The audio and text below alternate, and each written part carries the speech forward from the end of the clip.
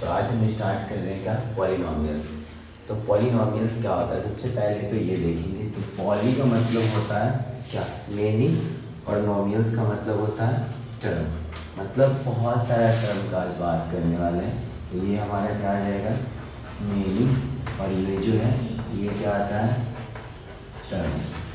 तो ये हमारा होता है पॉलिनॉमियल्स। तो पहले देख लेते हैं पॉलिनॉमियल्स का डेफिनेशन। ऐसे पॉलिनॉमियल तो पता ही होगा सबको, क्योंकि 9th में सब पढ़ा ही होगा। अभी जैसे हम कोई पॉलिनॉमियल्स लेते हैं, तो यहाँ पे कोई पॉलिनॉमियल्स ले रहे हैं, जैसे 2x पावर 3 + 4। तो ये क्या है, पॉलिनॉमियल्स ही है। लेकिन ये डिपेंड करेगा डिग्री के बेस पे क्या है, नंबर के बेस पे क्या है।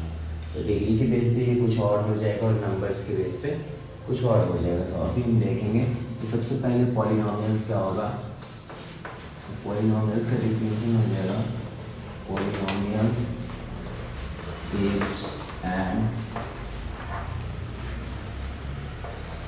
algebraic expression in which variable should be whole number। मतलब पॉलिनॉमियल का ये कहना है कि कोई भी अलजेब्रिक एक्सप्रेशन होगा जिसका वेरिएबल्स पावर शुड भी होल नंबर होगा।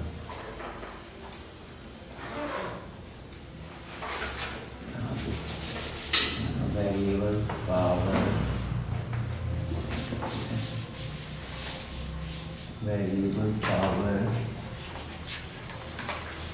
Should be whole number.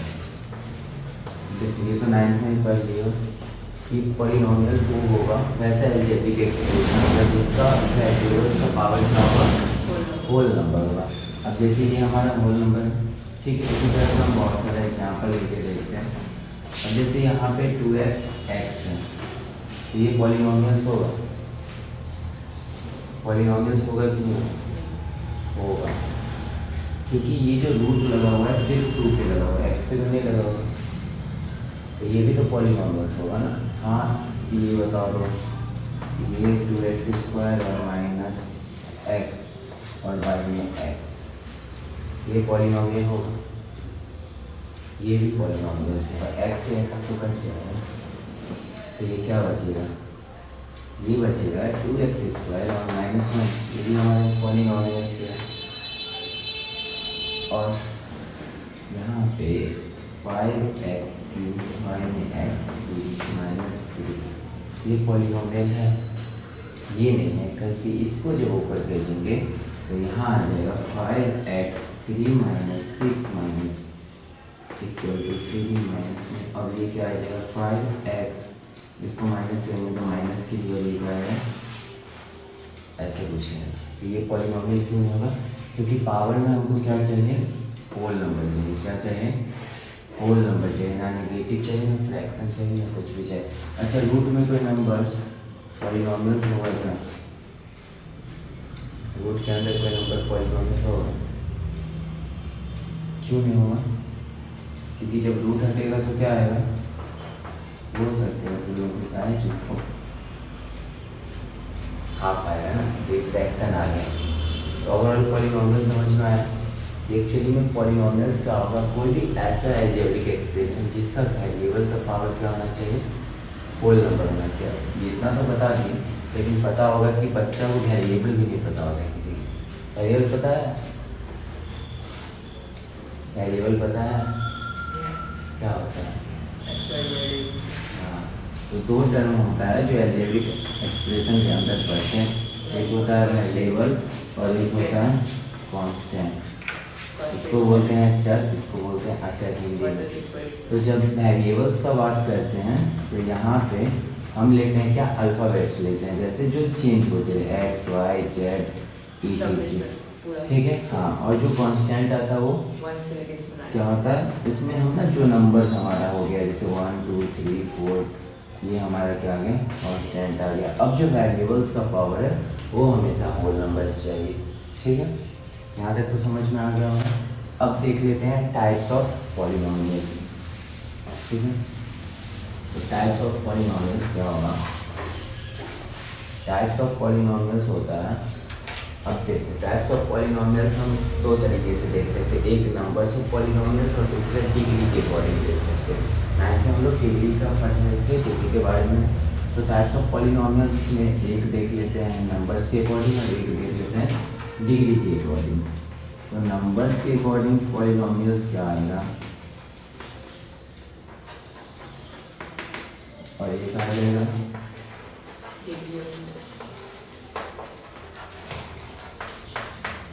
अब नंबर के अकॉर्डिंग बात करें तो नंबर के अकॉर्डिंग बात करेंगे तो टर्म आएगा। जैसे हमने एक लिखे थे एग्जाम्पल में इस तरह का कुछ 2x, ये भी एक पॉलिनोमियल्स है, लेकिन कौन सा पॉलिनोमियल्स। अगर डिग्री के अकॉर्डिंग कोई पूछ रहा है तो कौन सा होगा, और नंबर के अकॉर्डिंग पूछ रहा है तो कौन सा होगा। तो जो नंबर्स के अकॉर्डिंग है वो हम लोग के पिछले क्लास में ही पढ़ लिए होंगे, नॉर्मल एल्जेब्रिक एक्सप्रेशन के अंदर ही पढ़े होंगे। तो सबसे पहले होता है मोनोमियल, उसके बाद होता है बायनोमियल, उसके बाद होता है ट्रिनोमियल, और उसके बाद आ जाता है पॉलिनोमियल। ये क्लास 6 का ही है, क्लास 6 से हम लोग ये पढ़ते हैं।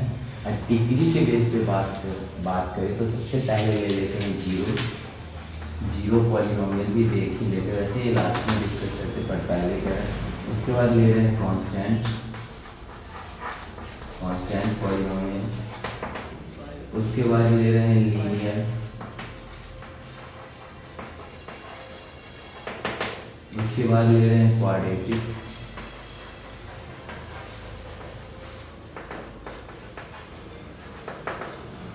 उसके बाद ले रहे हैं बाइक्वाड्रेटिक,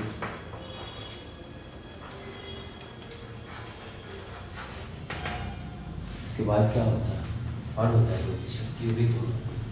ओ क्यूबिक छूट गया, क्यूबिक यहाँ पे होगा, इसके बाद होगा ऐसा क्यूबिक, और लास्ट में बाइक्वाड्रेटिक।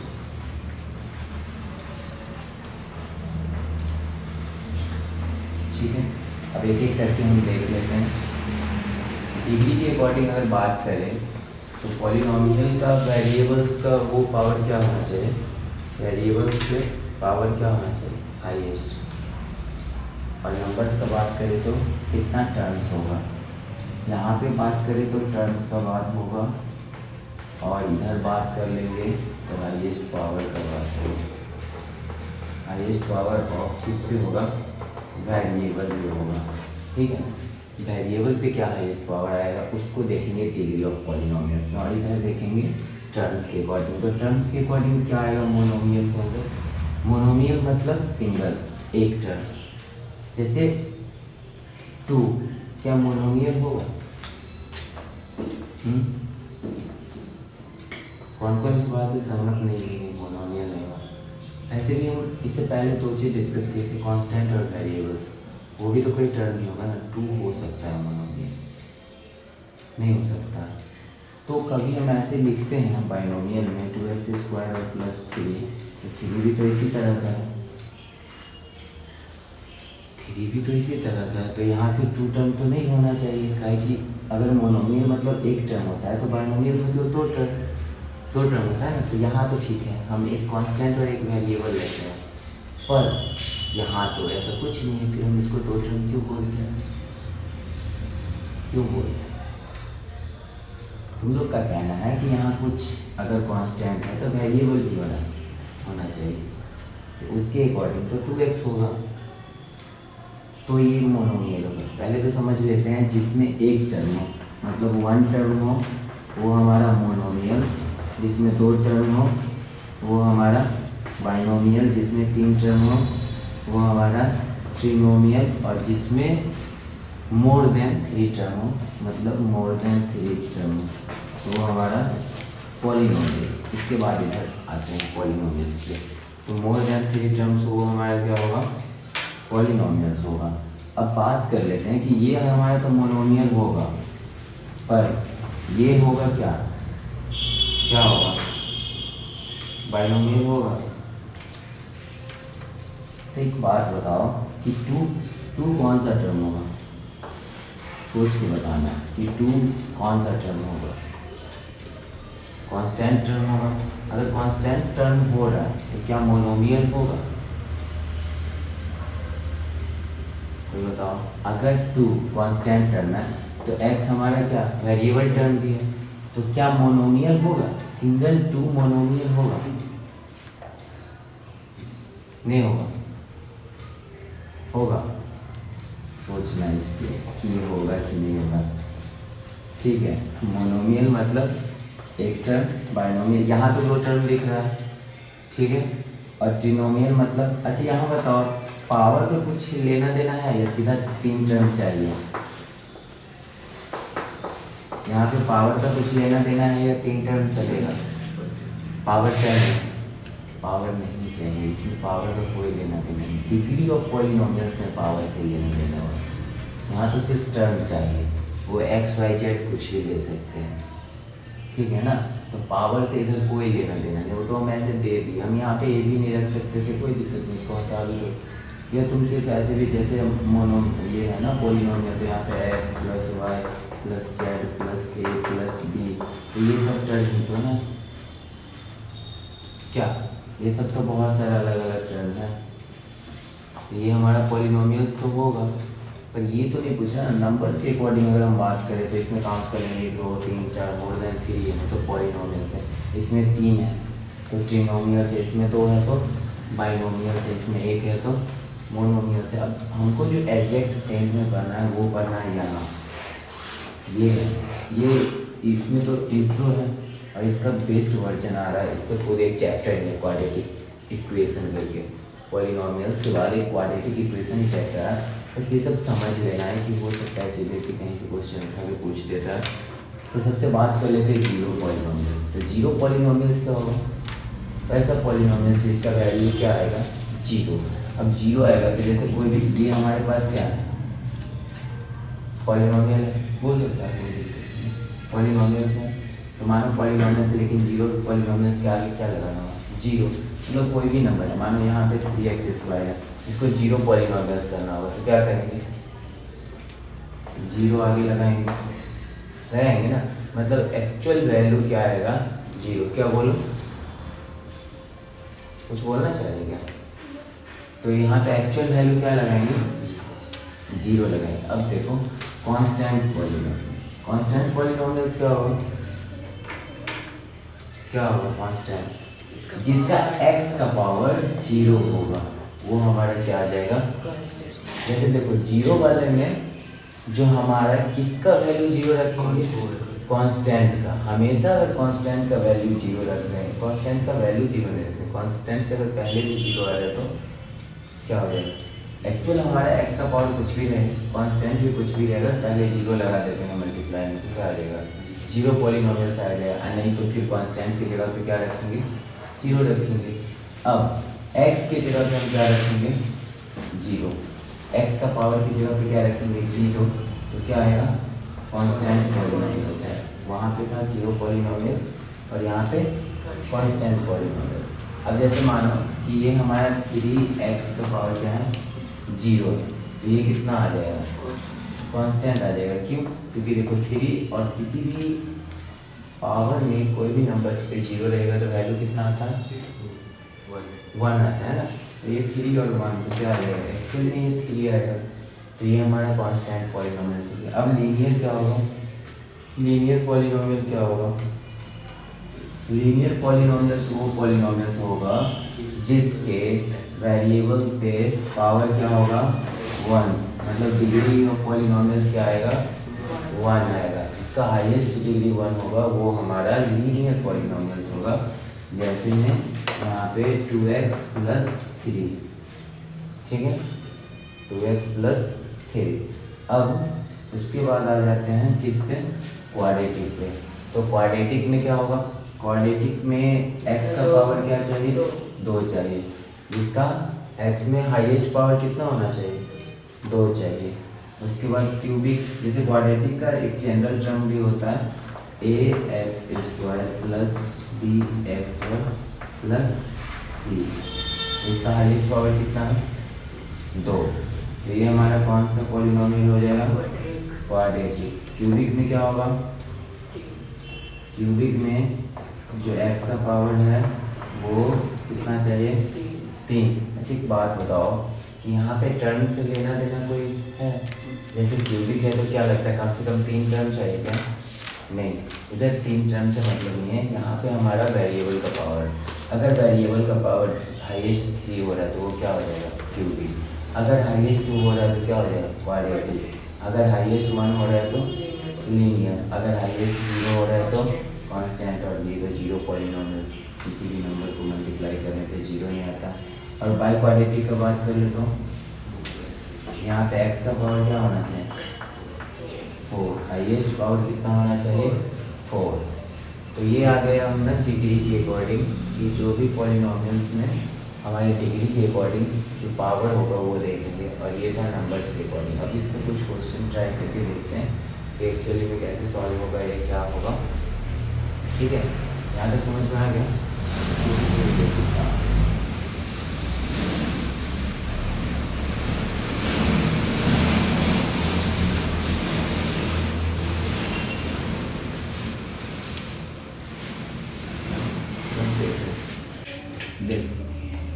अब हम इसमें आगे तो क्वाड्रेटिक ही मेन डिस्कस करना है, पर अभी दे रहे हैं कुछ पॉइंट का कुछ क्वेश्चन दे रहे हैं।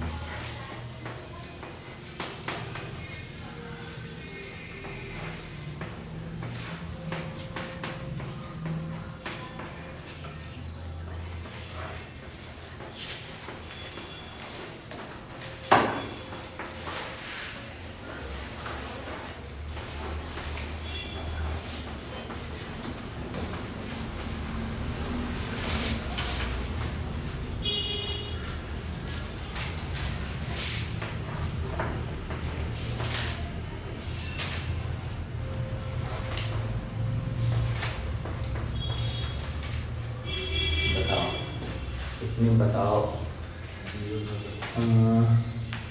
क्या जीरो ऑफ द मेन है, जीरो ऑफ द पॉलिनोमियल्स में होगा, इसमें टाइप्स होगा डिग्री के अकॉर्डिंग की कौन से पॉलिनोमियल्स कौन सा टाइप का है, अभी बताएं ना, लीनियर, क्वाड्रेटिक, क्यूबिक, इसके अकॉर्डिंग में कल। सबसे पहले देखते हैं क्या है, यहाँ पे हाईएस्ट पावर क्या है, तो कौन सा है, यहाँ पे लीनियर है। इसमें हाईएस्ट पावर क्या है, 2, तो क्या आ जाएगा, क्वाड्रेटिक आ जाएगा। इसमें 4 बाई क्वाड्रेटिक आ जाएगा।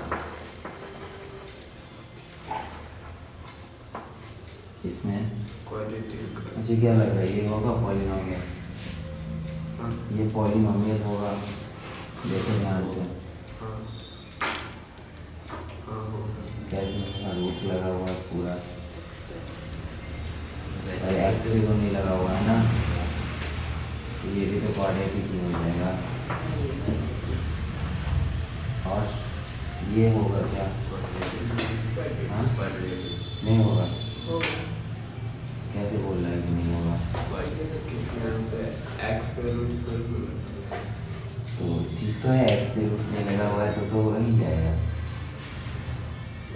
हाँ मानो कि एक्स पे नहीं लगा हुआ तो ठीक तो है, ये भी खाली है, ये भी खाली है, पॉलिनोमियल नहीं होगा, पॉलिनोमियल क्या नहीं होगा, अभी तो बोलना था नहीं होगा, आप बोले होगा, पता नहीं क्या तुरंत हम यही बोल रहे हैं, ठीक है। ये अब बात कर लेते हैं जीरो ऑफ द पॉलिनोमियल्स। और NCERT zero of the polynomials एक चीज़ बता देते हैं बेटा,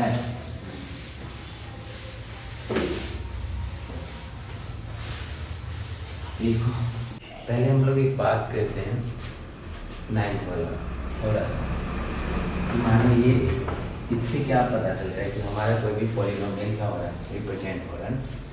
एक्चुअल में अगर यहाँ पे लेते हैं 2x, तो लीनियर पे बात करते हैं। पहले किसको बात कर लेते हैं, थोड़ा सा लीनियर पे कर लेते हैं, उसके बाद थोड़ा सा कर लेंगे किस पे, क्वाड्रेटिक पे करेंगे। क्वाड्रेटिक पे थोड़ा सा से काम नहीं चलेगा, बहुत सारा बात करना तो नहीं बताएंगे।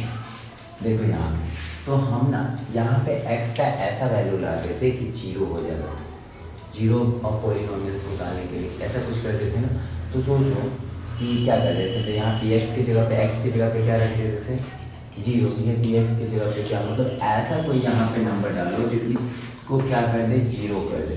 तो ऐसे देखने से भी पता चल रहा है क्या, माइनस की वैल्यू आएगा ना। और इसको लाते कैसे थे, तो कुछ इस तरह का लाते, ऐसा करके 0 करते थे, 0 पॉलिनोमियल जब हम सॉल्व करते थे, फिर यहाँ पे क्या करते थे, 2x equal to -3 x equal to क्या आ जाएगा, -3/2, ऐसे कुछ आता था। पर अब 10th में अगर इसका बात करें तो इसका 10th में जो 0 निकलता है लीनियर का, कैसे निकलता पता है, इसका आ जाता है -b है ये। अब देखो करके, अगर लीनियर पॉलिनोमियल का जनरल टर्म देखें, तो जनरल इक्वेशन देखें तो ax प्लस b लिखाएगा ना, ax प्लस b लिखाएगा। तो a हमारा यहाँ पे क्या आ गया 2 और b क्या आ गया 3, और माइनस तो पहले से लगा हुआ है। एक्चुअल में हम ऐसे भी निकाल सकते हैं, जैसे मानो हमारे पास ये है 3x और -7, तो इसका निकालना है 0 और क्या पॉलिनोमियल। तो ये एक्चुअल में हमारा क्या, कौन सा पॉलिनोमियल है, लीनियर पॉलिनोमियल। कौन सा पॉलिनोमियल, लीनियर पॉलिनोमियल। तो हम यहाँ पे क्या रख सकते हैं, तो फॉर्मूला के अकॉर्डिंग -b/a होगा ना, 0 पॉलिनोमियल तो -b/a होगा, तो -b। एक्चुअली यहाँ तुम देखो तो b हमारा जो इसका जो टर्म होता है क्या होता है, जनरल टर्म होता है ax और प्लस b होता है। तो b तो यहाँ माइनस में है, ठीक है, तो यहाँ क्या आ जाएगा, माइनस बाहर में आएगा एक्चुअल में। और ये कितना है 3 है, और यहाँ पे अगर फार्मूला के अकॉर्डिंग अगर हम बात करें तो यहाँ पहले से भी माइनस है, तो यहाँ एक और माइनस लगेगा, तो यहाँ पे क्या आ जाएगा +7/3, मतलब 7/3 आएगा, ठीक है ना। लेकिन अगर तुम इसको ऐसे सॉल्व करते हो कि 3x - 7 = 0, तो देखो वही चीज़ आएगा, इक्वल टू इधर 7, ये प्लस इधर जाएगा तो जाएगा ना, और फिर x इक्वल टू क्या 7/3। इसको कुछ इस तरह से हम सॉल्व किए तो भी वही है, और ऐसे किए तो भी वही है। अब हम क्या कर सकते हैं, लीनियर तो ये नॉर्मल बात था जो तुम लोग 9th में बहुत बार पढ़ चुके थे, आराम से बहुत क्वेश्चन सॉल्व किया होगा। अब बात कर लेते हैं इसका क्वाड्रेटिक का। क्वाड्रेटिक पॉलिनोमियल्स बहुत अच्छे से पढ़ना होगा, पूरा ध्यान लगा के।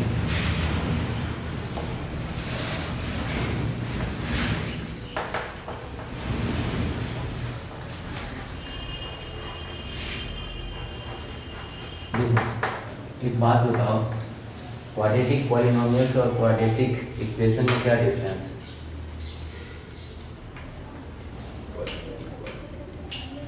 बताओ मुझे, नहीं पता है, हम नहीं पता है तुम लोग को तो पता हो, हम कल या परसों भी पूछे थे, अनुज बताएगा, नहीं पता क्या। हाँ देखो, क्वाड्रेटिक पॉलिनोमियल और इक्वेशन में बस इक्वल टू का अंतर है। पॉलिनोमियल्स का अगर हम टर्म लिखेंगे तो कुछ इस तरह से लिखेंगे ना, कुछ इस तरह का लिखेंगे। क्वाड्रेटिक पॉलिनोमियल्स के अंदर कुछ इस तरह का जनरल टर्म होगा। और जब हम इक्वेशन का बात कर रहे हैं तो इक्वेशन में कुछ क्या डालेंगे पता है, ax² + bx और +c = 0, बस इतना ही जानते हैं, ठीक है। इक्वेशन मतलब क्या, इक्वल टू का साइन लग गया, इक्वेशन मतलब इक्वल टू का साइन लग गया, और इक्वेशन नहीं है मतलब पॉलिनोमियल्स में कोई इक्वल का साइन है। अब देखो, अब बात करते हैं क्वाड्रेटिक पॉलिनोमियल्स। अब बात कर लेते हैं किसका, क्वाड्रेटिक पॉलिनोमियल्स। तो क्वाड्रेटिक पॉलिनोमियल्स का ये जनरल टर्म है ना, तो हम ना इसको सॉल्व करते हैं 2-3 मैथड से, ठीक है।